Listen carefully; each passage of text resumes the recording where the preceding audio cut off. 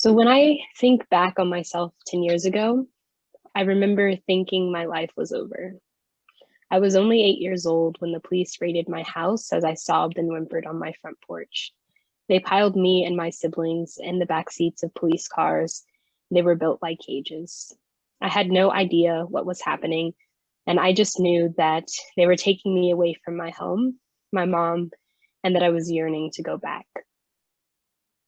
When I went into the foster care system, I didn't understand how the state could claim ownership of my perfectly fine life. I only began to understand when I was older and long out of the system.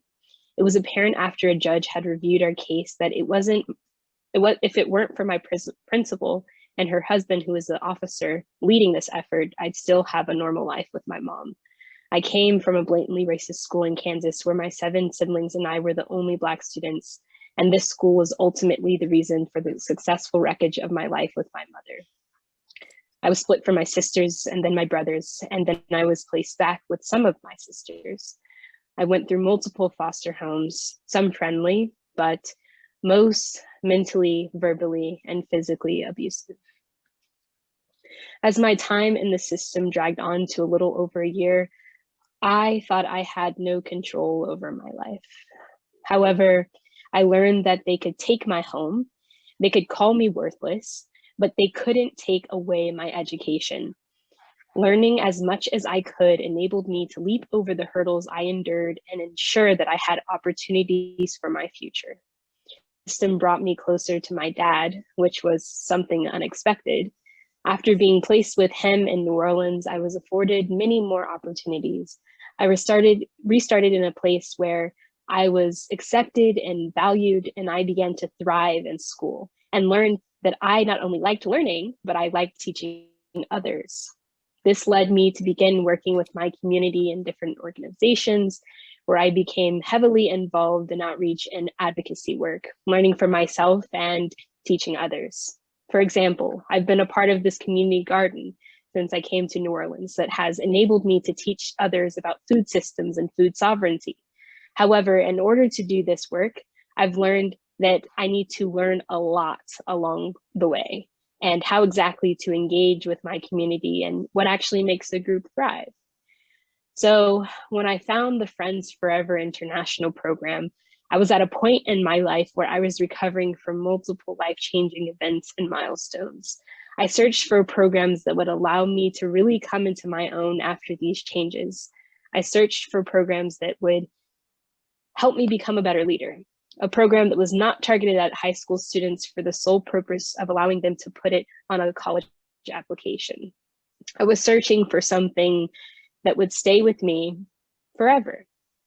So when I found the Friends Forever program, I knew that I had to apply. And today I'm proud to be an FFI as I trek to make a path for myself.